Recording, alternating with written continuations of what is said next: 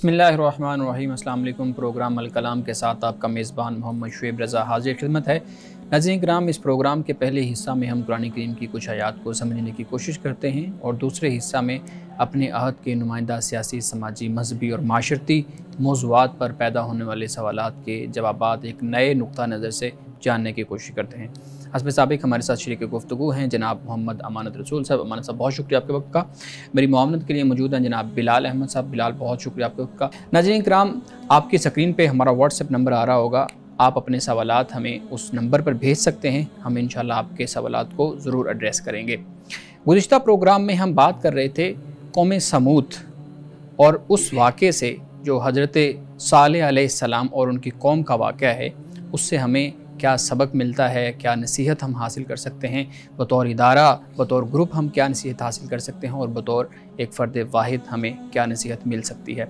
आज का जो प्रोग्राम है वो हज़रत लूत अलैहिस्सलाम और उनकी कौम का जो मामला है उसके ऊपर एक तारफ़ी प्रोग्राम है। मैं गुजारिश करूँगा जनाब मोहम्मद अमानत रसूल साहब अपनी गुफ्तगू का आगाज़ कीजिएगा। बिस्मिल्लाहिर्रहमानिर्रहीम।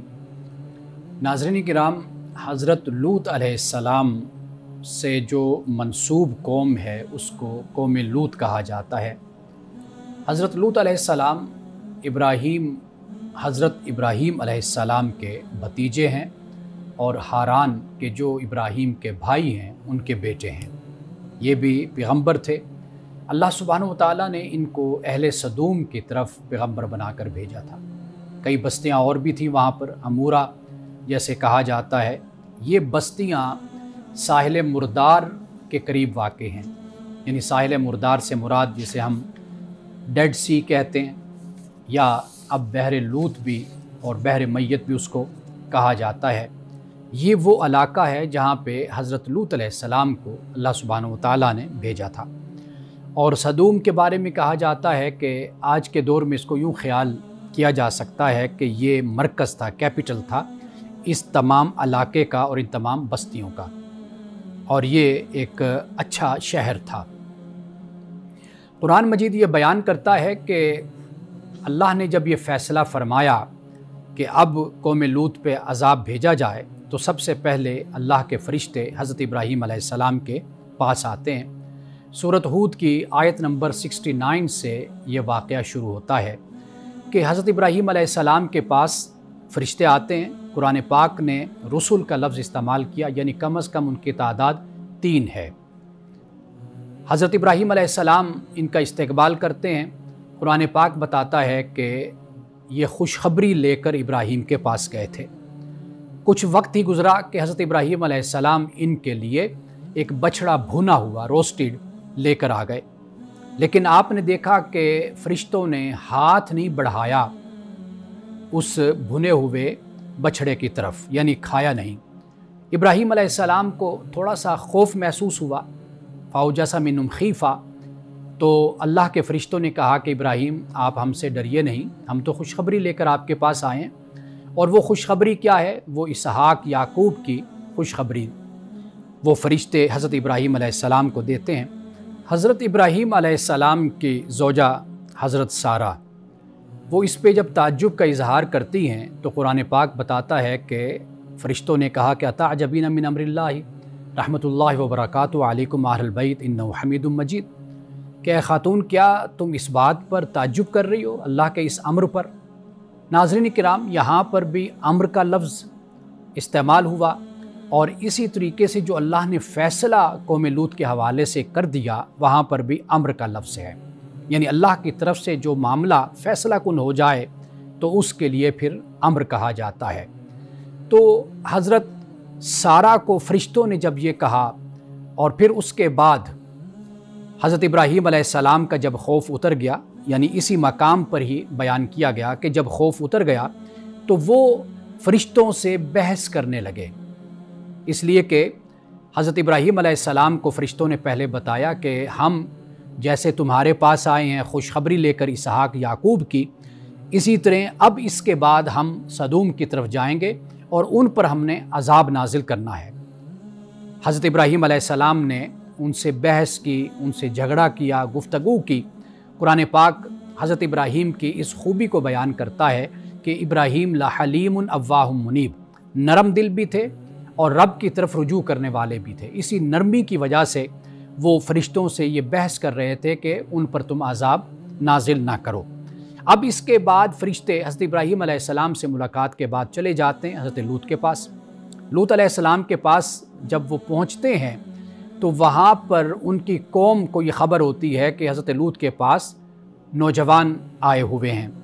वो कौम ये सुनकर हज़रत लूत अलैहिस्सलाम के पास आ जाती है। चूँकि उस कौम में 3 बीमारियाँ ख़ास तौर पर कुरान पाक ने बयान की हैं। एक बीमारी जिसे हम अमृत प्रस्ती कहते हैं, पेड्रेस्टी जिसको इंग्लिश में कहा जाता है, यानी होमोसेक्सुअलिटी, अपनी जिन्स के साथ जिनसी ताल्लुक़ कायम करना। एक तो ये बीमारी उनके अंदर थी। दूसरी जो बुराई उनके अंदर थी वो ये थी कि रास्तों में वो बैठते, राहज़नी करते या रास्तों में रुकावटें खड़ी किया करते थे। और तीसरी उनके अंदर जो बीमारी थी वो ये थी कि वो खुलेआम बैठकर अपने मजलिसों में फ़ोहश बातें करते थे, फ़ोहश हरकत करते थे, यानी उनमें कोई शर्म और हया नहीं थी। ये 3 बातें कुरान मजीद ने यहाँ पर बयान की हैं। हज़रत लूत अलैहिस्सलाम के पास जब फरिश्ते आए, ये कौम भी आ गई। अब हज़रत लूत अलैहिस्सलाम ने इनसे ये फ़रमाया कि भाई बेटियां भी हैं, यानी इसी कौम की, तुम उनकी तरफ रुजू कर सकते हो। तो फरिश्तों ने फिर बाद में ये बताया कि हम कोई इंसान नहीं हैं, हम अल्लाह के भेजे हुए फ़रिश्ते हैं कि हम इन पर अजाब नाजिल करें। हज़रत लूत अलैहिस्सलाम इस बात से बड़े तंग दिल होते हैं, यानी परेशान होते हैं कि कौम पर अजाब उतरने वाला है। अब कुरान पाक बयान करता है कि इस कौम पर अजाब क्या उतरा। बयान ये किया जाता है कि एक तो शदीद बारिश, वमतरना अलैहि मातरा, शदीद बारिश इन पर भेजी गई। और ये भी बयान किया जाता है कि इनकी जो लाशें थी ये डेड सी, इसको डेड सी कहा जाता है, इसमें तैर रही थी। और ये भी कुरान पाक बयान करता है कि फ़ाख़ज़तहुमुस्सैहतु मुशरिकीन, यानी सुबह के वक्त इनको चीख ने आकर पकड़ लिया। फ़जअलनाहा आलियाहा साफ़िलाहा, कि फिर जो नीचे जगह थे वो ऊपर हो गई, ऊपर वाली नीचे हो गई, यानी एक ज़लज़ला उनकी सरज़मीन पर आया। और फिर उसके बाद कुरान बयान करता है कि कंकर के पत्थर की बारिश फिर इन पर बरसाई गई। एक और मकाम पर सूरत हूद में अल्लाह सुब्हानहू व तआला ने मंदूद का लफ्ज़ इस्तेमाल किया, यानी ये जो पत्थर बरसाए गए ये तह बतह बरसाए गए। और फिर मुसव्वमा भी कहा गया। मुसव्वमा से मुराद ये कि निशान लगे हुए, यानी अल्लाह ने ये जो अजाब इन पर नाजिल किया था, ये पत्थर इस पर निशान लगे हुए थे और इन पर नाम लिखे हुए थे कि इन लोगों पर इन पत्थरों ने बरसना है। तो इस तरह कुरान पाक इस बात को बयान करता है और ये भी फरमाता है कि इन्ना मुनज़िलून अला हाज़िल करिया, कि ये जो अजाब था ये हमने इस बस्ती पर नाजिल किया। क्यों नाजिल किया? फरमाया इस वजह से नाजिल किया कि ये लोग फिस्क करते थे, ये लोग नाफरमानी करते थे। ये हज़रत लूत अलैहिस्सलाम की कौम है कि जो ऐसी बीमारी का शिकार हुई और ऐसी बुराई में मुब्तला हुई कि कुरान का ये कहना है कि ये बुराई पहली कौमों में, यानी पहले किसी ने भी इस बुराई का इर्तिकाब नहीं किया था। अच्छा, हज़रत लूत अलैहिस्सलाम का जो किस्सा है उस पर हमारे यहाँ बहुत ज़्यादा बहस भी होती है, सवालात भी पैदा होते हैं। जो आपने अभी ज़िक्र किया इसी से मुताल्लिक़ एक सवाल है मुख्तसर, उसके बाद फिर हम आगे सवालात की तरफ चलेंगे। जो बुराई थी अमृत प्रस्ती की, जैसे आपने कहा कि वो अपने ही जेंडर के साथ अपने जिनसी ताल्लुकात कायम करते थे, ये बीमारी या कह लें गुनाह कह लें, ये हज़रत लूत की कौम से पहले भी किसी कौम में इस तरह मिलता है जैसे कुरान इसको जिक्र करता है, या ये पहली दफ़ा ही किसी कौम के अंदर ये बीमारी थी? कुरान मजीद का जो दावा है, कुरान का जो कहना है वो यही है कि मा साबक़कुम बिहा मिन अहदिन मिनल आलमीन, ठीक है, कि तुमसे पहले इस बुराई और इस बीमारी का कोई शिकार नहीं था। जहाँ तक मैं समझता हूँ, जो मेरा मुतालिया है, मेरी एक आजिज़ाना तहकीक है, वो ये है कि पहले मुमकिन है कि बतौर फ़र्द के किसी के अंदर ये बीमारी हो। सही, यानी कि जैसे मिसाल के तौर पर हमारे यहाँ भी कई लोगों में ये बुराई मौजूद है, लेकिन ये है कि पूरी सोसाइटी उसको पसंद नहीं करती, यानी सोसाइटी कभी भी उसको सपोर्ट नहीं करती। सही, सही। एक बतौर मुनकर के आप कह लीजिए, एक बतौर बुराई के वो हमारे माशरे में जाना जाता है और पहचाना जाता है कि भाई ये बुराई है। तो लेकिन ये जो कौम है, ऐसा लगता है कि ये बहसियत कौम के इन्होंने इस बुराई को इख्तियार किया था। तो कुरान जब कहते हैं ना कि मिनल आलमीन, आलमीन का कई लोग तर्जुमा करते हैं कौमें, अकवाम, ये भी तर्जुमा किया जाता है।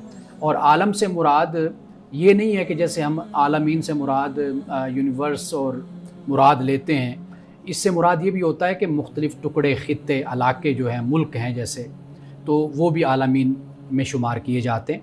तो ऐसा लगता है कि पहले अगर कोई शिकार भी हुए होंगे, वो जैसे कोई 1, 2, 4, 5 फ़र्द, कोई फ़र्दन ऐसा कोई मामला होगा, लेकिन पूरी सोसाइटी उसको पसंद नहीं करती होगी। लेकिन यहाँ पर ये मामला था कि पूरी सोसाइटी इसमें इन्वॉल्व थी, तो इसलिए कुरान पाक ने कहा कि तुमसे पहले बहसीयत एक कौम के इज्तिमाई तौर पर कोई भी इस तरह मुब्तला नहीं था कि जिस तरह तुम इसमें मुब्तला हो और तुम इसको अप्रिशिएट करते हो, इसकी हौसला अफजाई करते हो और मिलजुल कर तुम इसका इर्तिकाब करते हो। नाज़रीन किराम, बकिया सवालात लेते हैं एक ब्रेक के बाद, हमारे साथ रहिए।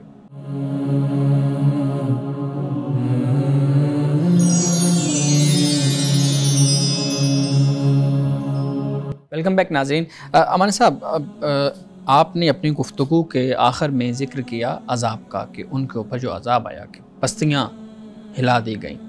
कुरान पाक में मेरे ख़्याल में मुतफ़िका का लफ्ज़ आता है। सवाल बुनियादी तौर पर मेरा यह है कि ये कुछ बस्तियाँ थीं, कुछ मुफस्सिरीन बयान करते हैं 4 थीं, कुछ 3, कुछ 5, सारी बस्तियों पे ही अज़ाब आया था या सिर्फ़ एक बस्ती पे अज़ाब आया था? असल में जो अल-मुतफ़िका है या अल-मुतफ़िकात, ये अगर आप सूरतुन नज्म में यह आयत आई है, अल-मुतफ़िकातु अहवा के अल्फाज आते हैं, ठीक है, तो इससे मुराद तो हवाएं हैं, जो हवा चली तेज़, कि जिसमें डस्ट था, गर्द थी, जिसमें कंकर थे, पत्थर थे, ये वो जो आंधी नुमा चला कि जिसने तहबाला सब कुछ करके रख दिया, उजाड़ के रख दिया, असल ये तो वो हवा मुराद है। बाकी अगर हम जब सदूम की बात करते हैं, जैसे मैंने कहा कि सदूम मरकज़ है, अब उस मरकज़ के तहत जो भी आबादियाँ आती हैं, जैसे मिसाल के तौर पर लाहौर एक सिटी है, अब इस सिटी में कई बस्तियाँ और कई टाउन्स और कई सोसाइटीज़ मौजूद हैं, मुख्तलिफ़ नामों से उनको बुलाया जाता है। तो मुमकिन है कि कोई ऐसी सूरत हो कि जैसे एक पूरा इलाका बन जाता है कि जिसमें सदूम भी है, अमूरा भी है, दीगर इलाके भी, बस्तियाँ भी उसके अंदर मौजूद हैं, तो वो टोटल उसको ये कहा गया हो। सही, ठीक है।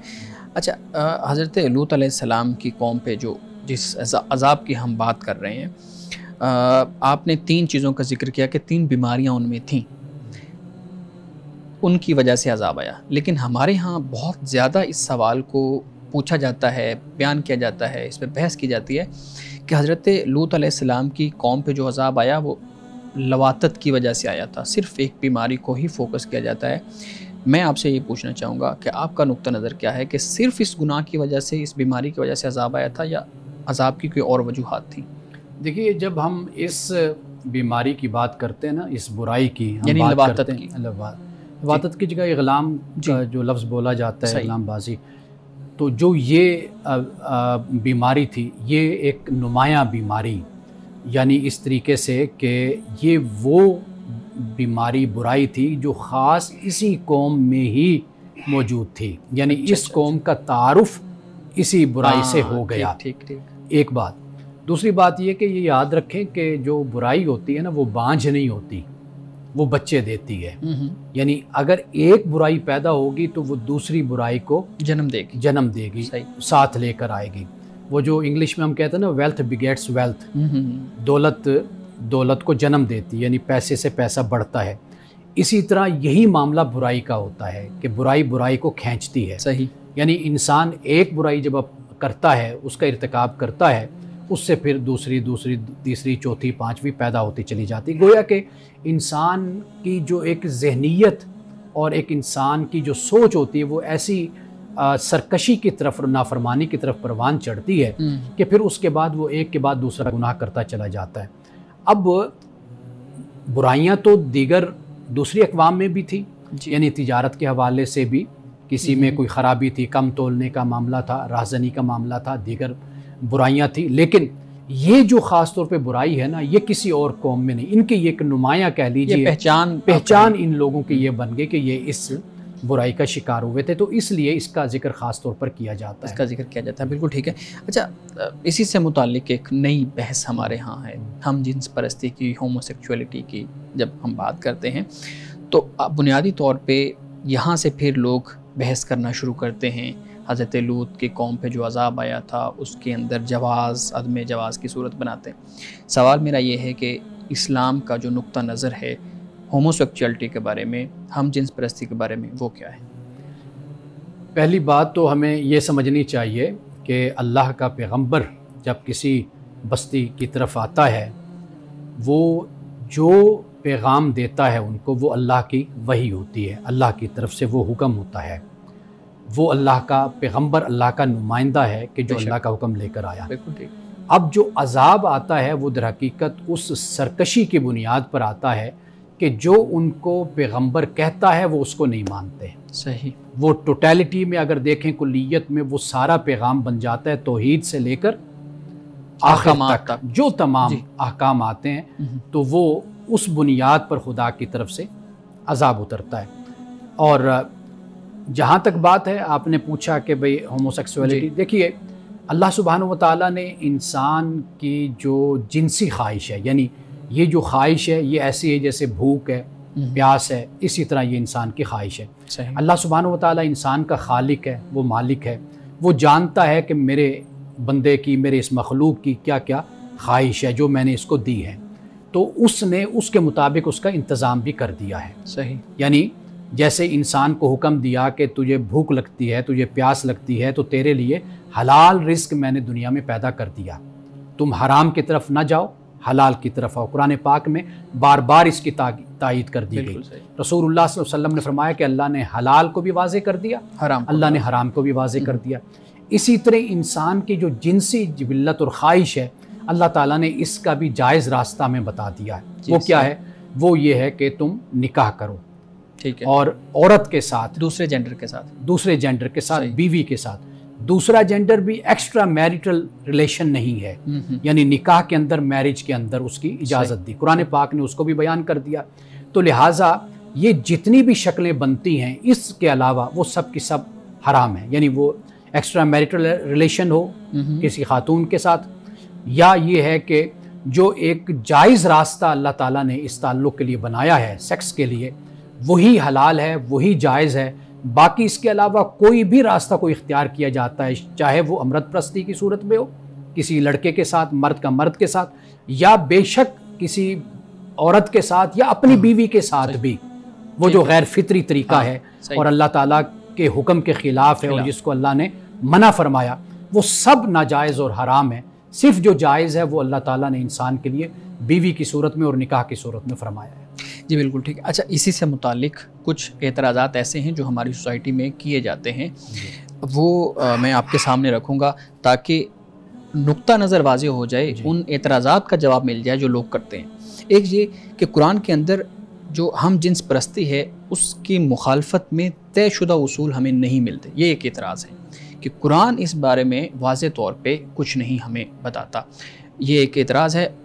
उस पर दलील ये दी जाती है कि अगर ये इतना बड़ा गुनाह और ये चीज़ें होती तो खुदा जैसे हराम को वाज़ेह कर दिया, हलाल को वाज़ेह कर दिया, इसको भी वाज़ेह तौर पे बयान कर देता। इस एतराज़ पे आप क्या कहेंगे? कुरान मजीद में हज़रत लूत अलैहिस्सलाम की कौम है, सामने है, और उस कौम पे अजाब उतर रहा है, और उन अजाब के असबाब में से एक सबक कैटेगोरिकली कुरान ने बयान कर दिया। जैसे आपने पहले कहा कि ये मेन सबक, अतातून ज़करान या अतातून रिजाल, कुरान पाक ने वाज़ेह तौर पर बयान किया कि उस कौम पर अजाब उतरा। यानी जब हम ममानियत की बात करते हैं तो ममानियत के लिए ये ज़रूरी नहीं होता कि कोई इस तरह का हुक्म मौजूद हो कि जैसे अल्लाह ताला कुरान में बयान फरमाता है, ला तक़रबुज़ ज़िना, कि ज़िना के करीब न जाओ, ला तक़रबुल फ़वाहिश। अब देखिए, ला तक़रबुल फ़वाहिशा मा ज़ाहरा मिन्हा मा बतन, यहाँ पर अल्लाह ताला वाज़ेह तौर पर कह रहे हैं कि फ़वाहिश के तुम करीब न जाओ, ज़ाहिर हो जो पोशीदा हो। अच्छा, फिर इसके अलावा सूरतुल मोमिनून को अगर आप देख लीजिए, कुरान पाक ने इल्ला मनिब्तगा वरा ज़ालिक के अल्फाज आते हैं ना कुरान पाक में, कि ये रिलेशन है सेक्सुअल जो तुम्हारे लिए जायज़ है। इसके अलावा फरमाया फ़उलाइका आदून, ये वो लोग हैं जो हद से बढ़ जाने वाले हैं। तो कुरान पाक में सिर्फ एक मकाम नहीं, सूरतुल मुआरिज को आप देख लीजिए, वहाँ पर भी इसी उसलूब में कुरान पाक ने बयान किया। अच्छा, आप शराब की बात कर लीजिए, कुरान पाक में कहाँ इस तरीके से बयान हुई है शराब के हवाले से कि अल्लाह ने कहा हो कि भाई जैसे कुरान ने कहा कि ज़िना के करीब ना जाओ, फ़वाहिश के करीब ना जाओ, यतीम का माल ना खाओ तुम। कुरान पाक में इस तरीके शराब के बारे में भी नहीं कहा।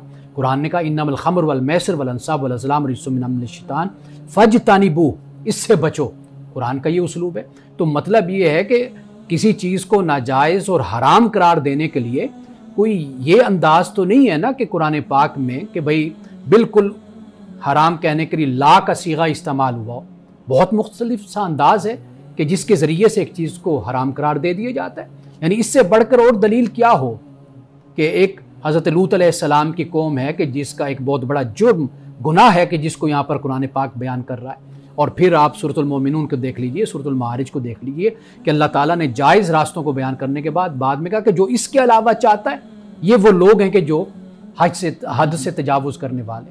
तो मेरा ख्याल है कि फिर इस पर इस तरीके से बहस करना ये कम अक्ली की बात है। जी नाज़रीन किराम, मज़ीद सवालात लेते हैं एक ब्रेक के बाद, हमारे साथ रहिए।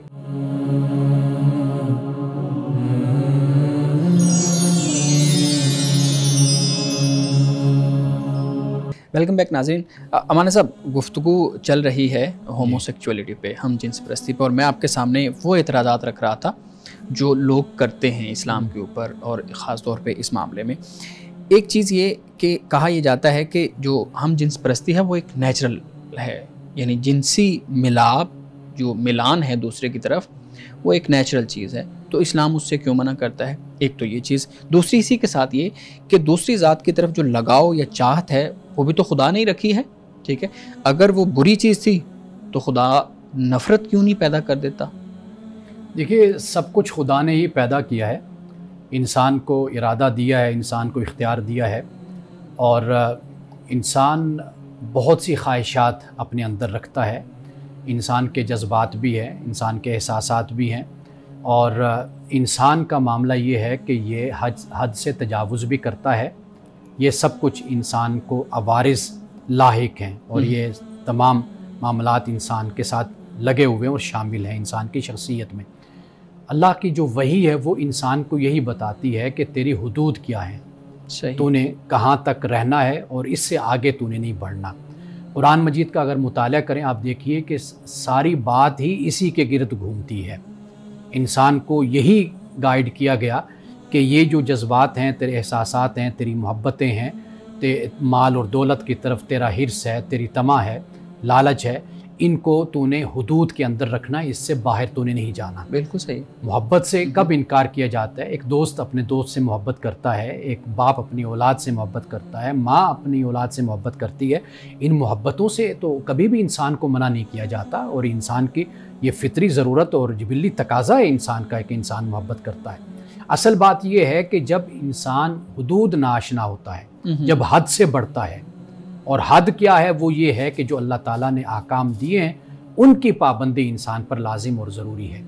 बहुत से इंसान के अंदर ऐसी ख्वाहिशात पलती रहती हैं कि उन ख्वाहिशात पर अगर इंसान अमल करने पे आए तो आप मज़हब को एक तरफ रख दीजिए, वो तो अपनी रियासत के कानून को भी नहीं मानेगा। बिल्कुल ऐसे ही। वो तो उसका तो जी ये चाहता है कि भाई वो दुकानों को लूट ले, उसका तो ये जी चाहता है कि वो ट्रैफिक लाइट्स की पाबंदी ना करे, दूसरों को इस्तेसाल करे। उसका जी ये चाहता है कि वो 110 और 20 की स्पीड से वो फिरोजपुर रोड पे गाड़ी चलाए या डिफेंस में चलाए।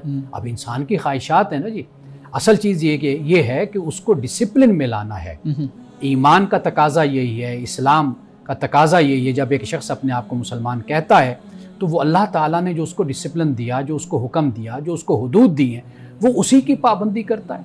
अगर इंसान अपनी ख्वाहिशात को ही अपना सब कुछ समझ कर बैठ जाए और ये समझे कि ये जो हुदूद हैं ये मेरी आज़ादी के ख़िलाफ़ हैं या मेरी आज़ादी को ये पामाल करते, तो मेरा ख्याल है कि फिर दुनिया में तो कुछ भी नहीं रहेगा। फिर हर कोई अपनी ख्वाहिशात की पैरवी करेगा। बिल्कुल, अब वो नुक्ता वाज़ेह हो गया।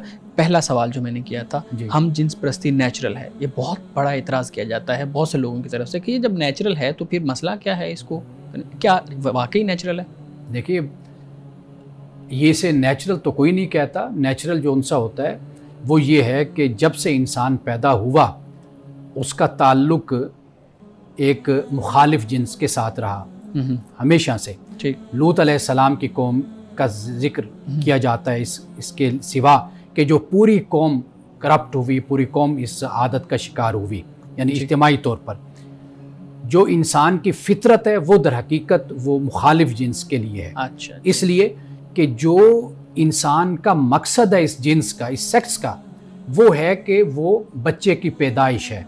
यानी यहाँ पर कुरान पाक जब हम पढ़ते हैं तो कुरान हमें ये बताता है कि अल्लाह ने बीवी को कहा कि ये हर सकूम कि तुम्हारी खेती है। अब खेती से मुराद यही है कि यानी कि जब किसान फसल में जाता है, खेत में जाता है, तो वो एक जिम्मेदारी समझ कर जाता है कि उसने यहाँ पर फसल उगानी है और एक सेहतमंद फसल पैदा करनी है, वो उसके लिए कोशिश करता है।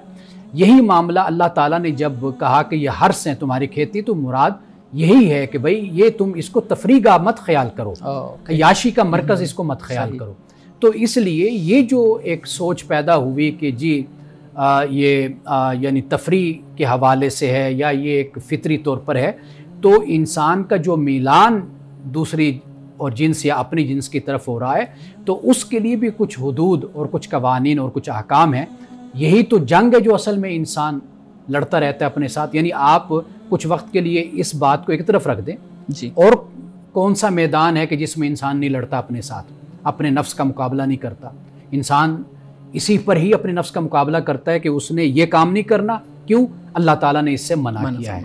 तो ये जब इंसान अपने जहन में इस बात को बिठाता है तो फिर वो अल्लाह के हुक्म की पैरवी करता है, तो फिर वो इस तरह के जो मामलात हैं वो उसी जिसे कहते हैं ना बैकग्राउंड में और अल्लाह ताला के अहकाम की रोशनी में फिर लेकर चलता है। जी बिल्कुल ठीक है, नुक्ता वाज़े हो गया है। अमाना साहब, इस पर मज़ीद भी हमने डिस्कशन करनी है, लेकिन अब हम बिलाल साहब के कुछ सवालात लेते हैं, उसके बाद इंशाल्लाह। बिलाल साहब, आप प्लीज़ अमाना साहब सामने रखिए। बहुत शुक्रिया शुएब साहब, बहुत शुक्रिया सर, आपकी डिस्कशन बहुत अच्छी चल रही है। मैं पूछना चाहूँगा कि नमाज कायम करने का हुक्म दिया गया है या पढ़ने का हुक्म दिया गया है, और ये बताइएगा कि नमाज कायम करने और पढ़ने में फ़र्क क्या है? अच्छा, नमाज पढ़ना तो यही है कि जैसे हम नमाज पढ़ते हैं, और जो कायम करना है ना, कायम करना होता है कि हालत को सीधा करना जी, बेहतर कर देना, वो उसको अकामल अम्र जैसे अरबी ज़ुबान में कहते हैं। जब कुरान पाक कहते हैं नमाज कायम करो, पूरे कुरान में ये नहीं है कि नमाज पढ़ो जी, पूरे कुरान में ये है कि नमाज अकीमुस्सलात, नमाज कायम करो। यानी अल्लाह सुब्हानहू व तआला ने एक तो हमें तरगीब दिला दी और ये बता दिया कि जो अच्छा काम होता है ना उसके लिए इकामत का लफ्ज़ इस्तेमाल किया जाता है।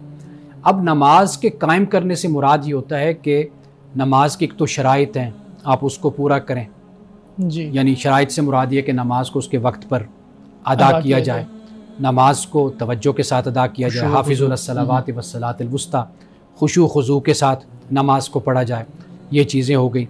अच्छा, फिर ये है कि कुरान पाक ये बयान करता है कि जो फ़वैलुल लिल मुसल्लीन अल्लज़ीना हुम अन सलातिहिम साहून, कि हलाकत है उन नमाजियों के लिए जो अपनी नमाज़ों से गाफिल हैं। अब नमाज से गाफिल कौन से लोग हैं? नमाज के मकसद से वो लोग हैं कि जो यतीम को धक्का देते हैं, मिस्कीन को खाना खिलाने की तरगीब नहीं देते, और जो नुमाइश करते हैं, नमूद नुमाइश करते हैं, रियाकारी करते हैं, ये दर हकीकत वो नमाजी हैं कि जो नमाज के मकसद से वाकिफ़ नहीं है। तो गोया कि जब हम ये बात करते हैं कि नमाज का कायम करना, तो वो उसके जो लवाज़मात हैं, जो उसके आदाब हैं, जो उसके शराइत हैं, और फिर उसके जो असरात हैं माशरे पर, वो मुरतब होते हुए नज़र आएँ। वो क्या हैं? इन्न सलात तनहा अनिल फ़हशाई वल मुनकर, कि जब आप नमाज़ पढ़ते हैं तो वो पढ़ना है, कायम करना उस वक़्त पता चलेगा कि जब ये नमाज आपको बेहयाई और बुरे कामों से रोकेगी, आपको कंजूसी से, बुखल से रोकेगी, आपको करप्शन से रोकेगी, झूठ से रोकेगी, आपको फ़रेब से रोकेगी, तो फिर पता चलेगा कि ये बंदा फ़कत नमाज पढ़ता नहीं है बल्कि नमाज को कायम करता है। जी, एक सवाल ये भी है कि नमाज को बाकी सारी इबादत में एक नुमायाँ अहमियत दी गई है, कुरान में भी बहुत जिक्र किया गया है, ताकीद की गई है। इसकी क्या वजह है कि बाकी सारी इबादत पर नमाज को फ़ौक़ियत हासिल है? जब हम अंबिया अलैहिस्सलाम की तालीम का पहला नुक्ता पढ़ते हैं ना, उसमें अब उअबुदुल्लाह, अल्लाह की इबादत करो। ये जो इबादत अबदियत है ना, इसका इजहार होता ही नमाज में है जी, यानी 5 वक्त जब एक इंसान, एक मुसलमान खड़ा होता है, नमाज पढ़ता है, तो गोया कि वो अल्लाह ताला की अबदियत में वस्जुद वक्तरिब, कुरान कहता है सजदा कर, रब के करीब हो जा। तो गोया कि सजदा जो है, नमाज जो है, ये ख़ुद सपुर्दगी का कमाल और इंतहा है कि आप अपने आप को सर से लेकर पाँव तक आप कहते हैं अल्लाह मैं तेरे लिए वक्फ़ हूँ और मैं तेरे सुपुर्द हूँ। तो ये जो अबदियत का इजहार होता है ना कमाल के साथ, वो दर हकीकत नमाज में होता है। तो इसलिए नमाज की ज़्यादा अहमियत है जी। नाज़रीन किराम, यहाँ वक्त हुआ चाहता है एक ब्रेक का, हमारे साथ रहिए।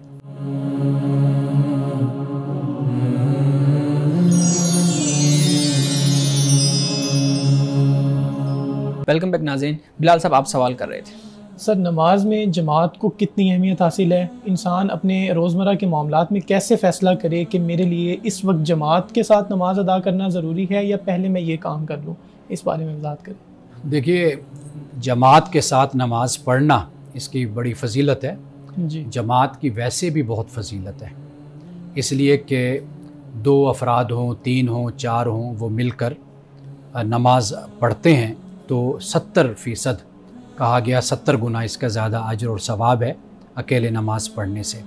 क्योंकि जब आप जमात में जाते हैं ना, इसके बहुत से फ़वाइद होते हैं।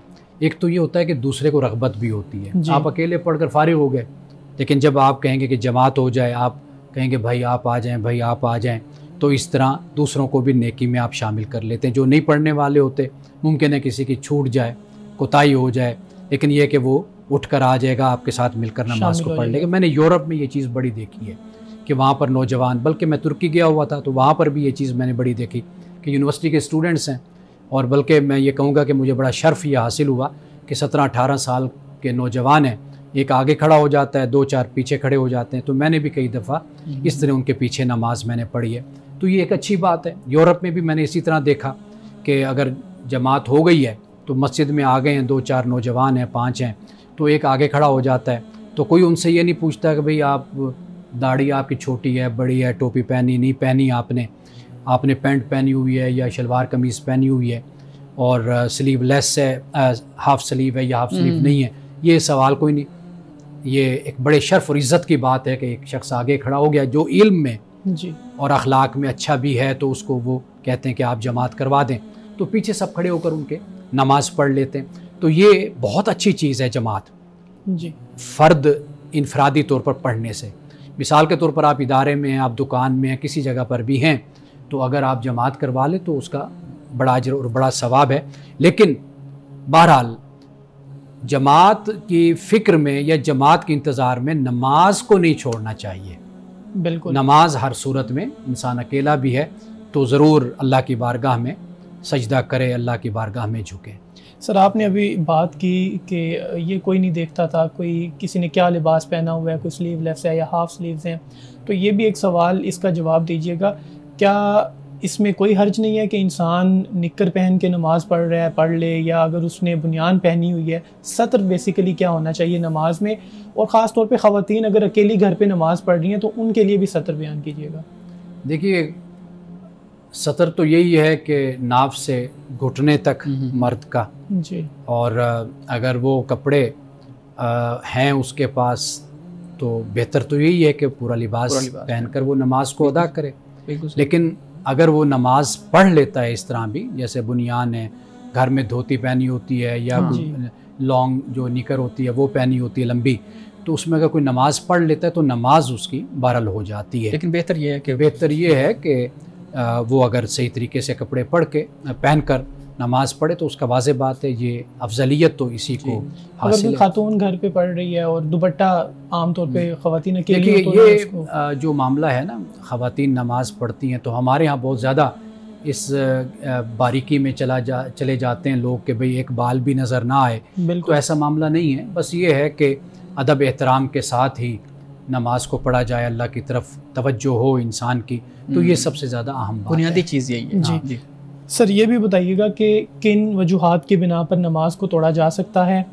ये कहा जाता है कि अगर माँ बाप बुला रहे हों तो नमाज तोड़कर भी जाना पड़े तो आप जाएं, इसके बारे में वजाहत कीजिएगा। सबसे पहली बात जो आप पहला जुज़ है आपके सवाल का, वो ये है कि बुनियादी चीज़ नुकसान है। यानी कोई जान का मामला है, आप नमाज अदा कर रहे हैं तो आग लग गई घर में, अब ये नहीं कि आप नमाज मुकम्मल करें, तो वाज़ेह बात है आप नमाज को तोड़ेंगे।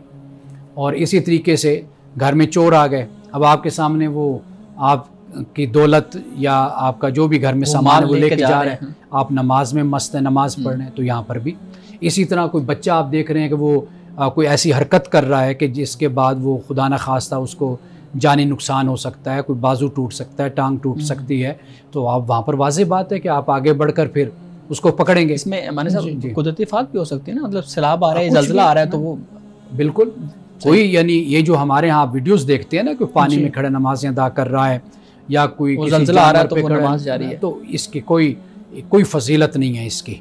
और ये जो रवैया और तरीका इख्तियार किया जाता है ये यानी अल्लाह के यहाँ इसकी कोई कदर नहीं है, ना पसंदीदा ये अमल है। पहला हुक्म यही है कि आप अपनी जान को बचाएं, अपने माल को बचाएं, अपनी इज़्ज़त को बचाएं, अपने बच्चों को बचाएं, अपने घर को बचाएं, फिर उसके बाद आप तसल्ली से अपना नमाज आप अदा करें। एक बात।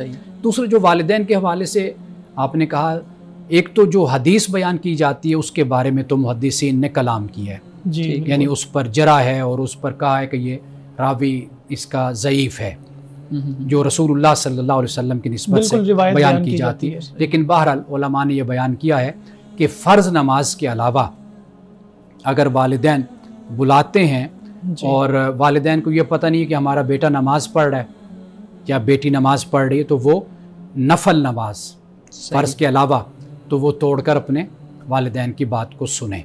वालिदैन की यानी ताज़ीम, एहतराम और इज़्ज़त के हवाले से ये बात बयान की जाती है। और कुरान पाक ने जैसे वालिदैन के हवाले से बयान किया है कि उनको उफ़ भी ना कहो, यानी उफ़ से मुराद ये है कि जिसका थोड़ा हराम है उसका ज़्यादा भी हराम है, यानी आँखों के इशारे से, ज़ुबान से, हाथों से निगलेक्ट करने का अंदाज़, ये सारा कुछ जो है ये वालिदैन के बारे में अल्लाह ने कहा कि ऐसा कुछ भी तुम ना करो, ये सब कुछ हराम और नाजायज़ है, अल्लाह की नाफरमानी है इसमें। तो इसलिए नफली नमाज में कहा गया कि भाई अगर वालिदैन को पता है नमाज पढ़ रहा है, फिर वो कहते हैं कि हाँ अगर फिर न जाओ तो कोई हर्ज नहीं है, देख कर भी वो ये कहते हैं, तो अगर बिन देखे वो आवाज़ दे रहे हैं तो फिर कहा कि भाई इसमें ये बेहतर है बात कि भाई आप जाकर उनकी बात को सुनो, फिर वापस आकर फिर अपनी नफली नमाज पढ़ो। सही जी सर, बहुत शुक्रिया। हमारे साहब आज की हदीस मुबारक का वक्त हुआ चाहता है। आज की हदीस हज़रत अबू अय्यूब रज़ियल्लाहु ताला अन्हु से रिवायत है। आप फरमाते हैं कि रसूलुल्लाह सल्लल्लाहु अलैहि वसल्लम से एक साहब ने अर्ज़ की कि या रसूल अल्लाह सल्लल्लाहु अलैहि वसल्लम कोई ऐसा अमल बताएं जो मुझे जन्नत में ले जाए। इस पर जो लोग वहाँ पर मौजूद हैं तो उन्होंने कहा कि इसे क्या हो गया है। 2-3 मरतबा उन्होंने इसी बात को दोहराया कि इसे क्या हो गया। तो रसूलुल्लाह सल्लल्लाहु अलैहि वसल्लम ने फरमाया कि क्यों, क्या हो गया है, इसको ज़रूरत है इसलिए तो ये पूछ रहा है कि भी जन्नत में मुझे कौन सा अमल लेकर जाएगा।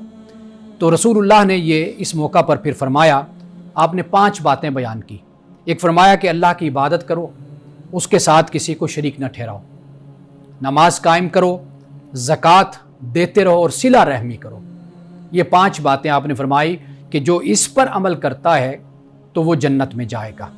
इसी तरह रसूलुल्लाह सल्लल्लाहु अलैहि वसल्लम के पास अगर कोई शख्स आकर ये सवाल करता है कि आप मुझे कुछ मोटी बातें चंद बता दीजिए और मैं ताकि सारी ज़िंदगी ये करता रहूँ, तो आपने आने वाले को बताया कि भाई आप नमाज कायम करो, रोज़ा रखो, ज़कात दो, हज करो, कुछ हुकूकुल इबाद के बारे में बता दिया। और वो कहते हुए गया कि मैं इन बातों में कोई कमी नहीं करूँगा ना ज़्यादती करूँगा। तो रसूलुल्लाह ने फरमाया कि अगर ये सच कहता है और ये इस पर अमल करता रहता है तो ये जन्नत में जाएगा। तो यहाँ से भी हमें यही बात मालूम होती है कि नमाज और ज़कात, सिला रहमी और सबसे पहले अल्लाह की इबादत और उसके साथ किसी को शरीक न ठहराना, ये दरहकीकत जन्नत में जाने की ज़मानत है।